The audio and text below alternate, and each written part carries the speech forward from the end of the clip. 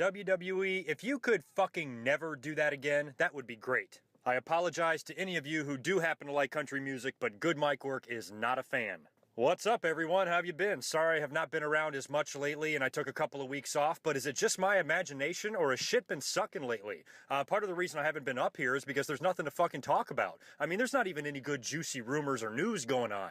You know, since we last spoke about Hulk Hogan, to me, I'm starting to accept in my heart that this is an inevitability, and we're going to see Hulk Hogan this coming year at WrestleMania. I've made peace with that. I'm fine with that. We'll talk about it when it happens. As far as the other WrestleMania 30 stuff, we still got a ways to go before we can seriously start talking about it, but this Sunday at Survivor Series is going to start paving the road. Now, Survivor Series, I gotta be honest, I'm not impressed. So far, it's looking just slightly better than Battleground. I think this has been one of the worst build-ups for one of their major pay-per-views in a long time. I mean, last week's show was from England and it was taped. This week they had that stupid fucking gimmicky country show, you know, which they made that mistake at WrestleMania time too. They put that old school Raw, I think a week or two before, you know, WrestleMania, and I'm like, stop doing that shit. Worry about building your pay-per-view and fuck around with that shit some other time. But they wasted 10-15 minutes of TV time on this fucking country band and a goddamn concert and musical chairs and shit like that. It was awful, but there were some good parts of the show as well. I think Raw had a great main event. I like those, you know, just melee Pier 6 brawls to end shows, especially when you're trying to hype up a pay-per-view that's comprised of mostly team matches and team affairs. So, I mean, it was a good way to end the show and get everybody as hyped up as possible for Survivor Series. But, you know, but just on paper, this thing's looking like shit. And before we get into the pay-per-view, the other big news on Raw is that Big E Langston did win the Intercontinental title. I figured Curtis Axel was ripe for the picking for a while now. He just doesn't seem to be doing it for me. He's held that belt since the summer. You know, it just seems like it's time. They really like Big E. He's been featured heavily. He looks like he's getting pushed a lot, so why not give the big fella the IC champ? And a lot of fans seem to be really, really happy about it. And I'm rooting for him all the way, so I hope his title reign is a successful one, and I hope it helps get him over. As far as what else we saw on this country Raw, you know, the Authority was kind of going back and forth between being baby faces and heels. You know, now they're putting Brad Maddox and Vicky Guerrero in these matches where they're getting their ass kicked because they're pissed off because how they handled the show last week. And I think that's a mistake. Just stick to being douchebags. That's what you do best. You know, they're announced as the co-owners of the WWE. They come out hand in hand, you know, looking down their nose at us. You know, we're better than you. The talent does what we say. You know, basically just flaunting their power in front of the fans and the wrestlers. You know, stick to doing that because that's what's helping them get them over as heels. You know, now they're doing things where they're wanting the fans to cheer them. You know, it almost looks like Randy Orton, Triple H, and Stephanie all teased some babyface qualities on Raw, and I wasn't sure why they were really doing that. And as far as what this means for Survivor Series, I have no idea. I mean, the two World Heavyweight title matches, we got Big Show versus Randy Orton. They both got wins on Raw. Big Show was able to beat Ryback, and Randy Orton, of course, beat the piss out of Brad Maddox at the beginning of the show. Randy Orton is supposedly hurt because he keeps getting beat down, and the Shield is not there to protect him, and he's all pissed off about it because he basically is acknowledging that he can't fight his own goddamn battles, and he needs a team of guys to back his ass up. But I gotta tell you, I really don't give a shit who wins the fucking title. I don't care if Big Show wins the title or not. It seems to me like he likes to win the title at Survivor Series. He's won a couple of titles at Survivor Series. I know he won it in '99 when he first got there, when he had the long hair, and then he beat Brock Lesnar for it a couple years later. And I don't know, did he win it any other times at Survivor Series? So it seems logical that Big Show could take the title off Randy Orton, especially the way the storyline went, the way they were humiliating Big Show for weeks and weeks and weeks and weeks. Finally, he's got his job back. There's the big lawsuit. You know, it seems like it's got to culminate somehow. So I wonder if Big Show does take the title and him and Randy Orton have another rematch at TLC until, you know, plans get really cooking around Royal Rumble time. So this could just be, you know, a time-killing feud until the beginning of the year. If that's the case, I wouldn't be surprised at all to see Big Show win the title on Sunday. And if he does, I honestly don't give a shit. I'm a little bit disappointed that Daniel Bryan's still not in the mix. But I think in the long run, we all might be okay with that. He's teaming up with CM Punk to take on, what's their fucking names?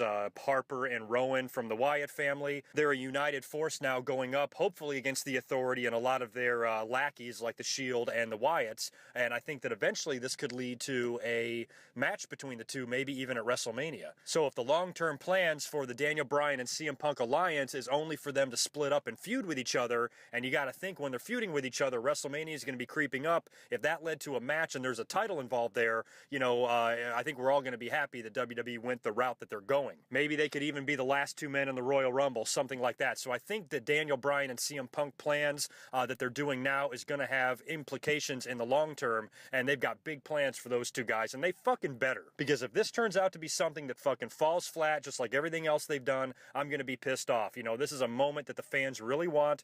WrestleMania 30, give them this match between two guys that are probably the most respected amongst the smart marks in wrestling today. At least in the WWE, that is. And I'm not really doing predictions in this commentary because I'm kind of half-assing this and I've barely been paying attention to the product because it's been pretty boring in the last few weeks, like I've said. But I will definitely predict Punk and Bryan to beat the Wyatt guys easily in this tag team contest. Oh yeah, John Cena has got a match. Now his arm apparently fell off. He's growing a new one, and he'll be defending his title against Alberto Del Rio with this half-grown arm at the Survivor Series, and I completely expect John Cena to not only win, but win in a squash. John Cena retains, no doubt about it. We get one traditional Survivor Series match, 10-man tag. I think it's the Usos, the Rhodes brothers, and the returning Rey Mysterio Jr., who also returned on Raw, hit the double 619, and it was good to see him back, but, how many times are guys going to fucking get hit with that 619? Get the fuck out of the way. But he came out to make the save in the 12-man tag against the Wyatt family and the Shield. Now, this is another thing I think the WWE is dropping the ball on. When the Shield,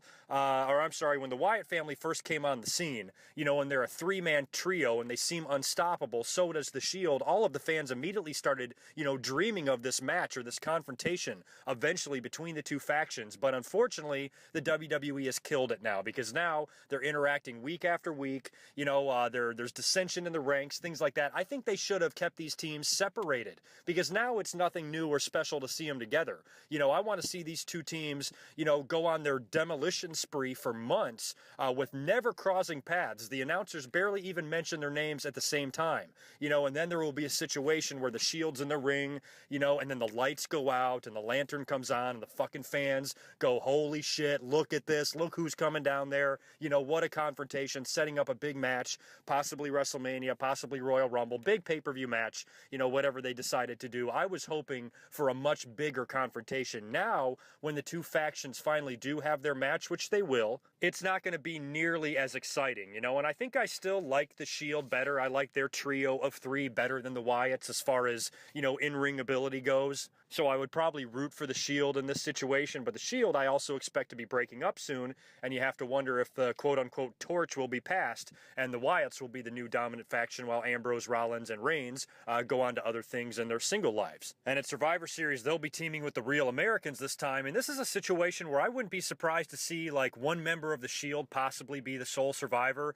Maybe Roman Reigns gets himself over the way Diesel got himself over at Survivor Series 94. Maybe Dean Ambrose gets on the map, with a kick-ass victory. Maybe he's down 2-1 and he wins, and that can start the launching of the Shield going on to separate things. So I'd love to see a finish like that. Now, by my count, that's only 5 matches for a 3-hour pay-per-view. 5, that's it. I know a lot of these matches, especially the 10-man tag, is going to run long because it's an elimination match and they could go, 45 minutes for one match, but still, 5 matches and one of them is a Divas match. It's a 7-on-7 elimination Diva match. I mean, shit, are you kidding me? Like, we give a fuck? Come on. And the newly turned heel Miz, who turned heel on Raw, I guess is going to be on the pre-show taking on Kofi Kingston, so that's another match, but hell, I'd almost rather have Kofi on the pay-per-view than the fucking 14 Divas.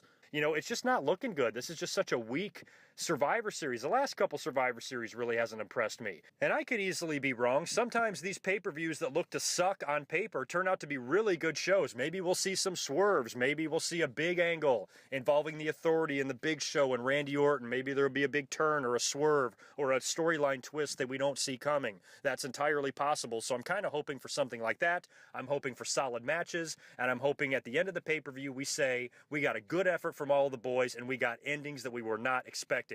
That's really the best we can hope for this Survivor Series. And again, I apologize for the absence and I apologize for the short, quick commentary this week, but shit, there's just not been much to talk about. So I will catch you next week after Raw following Survivor Series, and we will talk about everything that happened on the pay-per-view. Until then, peace.